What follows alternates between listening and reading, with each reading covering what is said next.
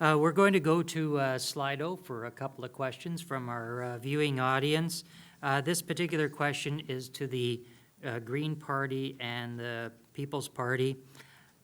What would you demand in exchange for support in a minority government? Candidate Hill?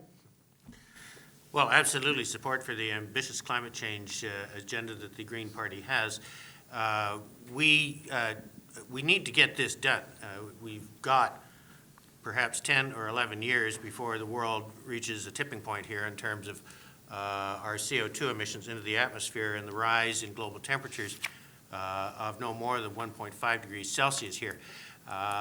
This is important. The Green Party's plan to do this includes concrete steps for getting there that none of the other parties have put into place. It's called Mission Possible.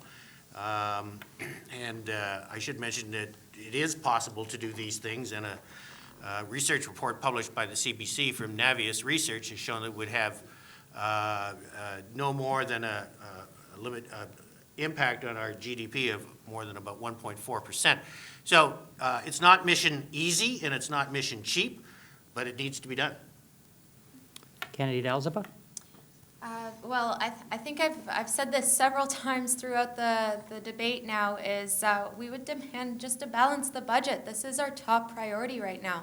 If we don't balance this budget, then we're going to continue running into a deficit. We're going to hit another recession, and we're going to see a lot of job losses, a lot of jobs that will not be retained, and all the job creations that were done with the credit that the Liberal government has used in this current administration will be gone. And so balancing the budget is the most important thing right now, and this is what we would demand so that we could protect our services and we don't have to risk getting a government administration cutting any other services.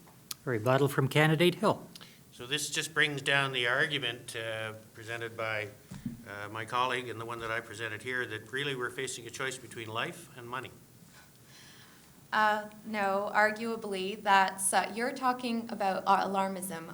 The People's Party of Canada does not acknowledge that there is an alarmism. We believe that climate change is real, and we look forward to instilling concrete climate solutions and working with provincial governments as well as non-charitable organizations. We have over 124 non-charitable registered environment organizations here in Ontario alone, and for the government to hijack this movement basically says that they don't trust charitable organizations to do what they actually can do 10 times better than this federal government with their irresponsibility. Now, with regards to climate alarmism, I want to paint you all a picture. If there's a fire in this building right now, what's the first thing you're asked not to do? Don't panic. And so for a federal government to be panicking and instilling fear and telling you that we only have 10 years to fix this planet when we can't even fix our own country and help our own people is rather presumptuous, arrogant, and quite frankly,